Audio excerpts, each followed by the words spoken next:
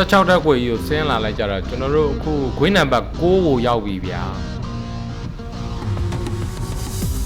ဒါဂွေးနံပါတ်6ပါဗျာဂွေးနံပါတ်6ကကားလေးတစ်စီးနဲ့စုံပါတယ်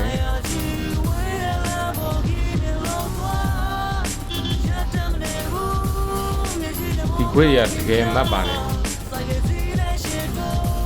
ဒါတော့ဂွေးနံပါတ်10ပါခင်ဗျာနံပါတ်10ကိုရောက်ပါပြီ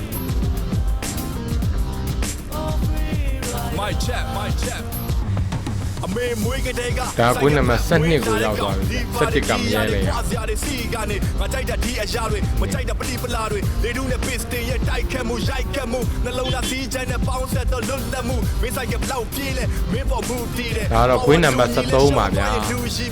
ကွင်းနံပါတ်73ကိုရောက်ပါပြီငါအတွက်ဘာနဲ့မှမလဲနိုင်ငါချစ်တဲ့ငါမိမလို့ဖတ်ထားမယ်တရက်မှဆိုင်ကနဲ့မလဲနိုင်အနောက်ကိုလက်မကြည့်ဘူးအတိတ်ကငါကွင်းနံပါတ်14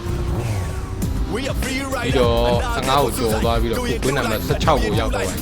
အားလုံးဂွေး16ဂွေးကိုကျော်ဖြတ်ပြီးတော့ကျွန်တော်တို့ဆက်လက်ပြီးတော့ပေါင်းလောင်းမျိုးကိုဘောင်းနေပြီပဲဖြစ်ပါတယ်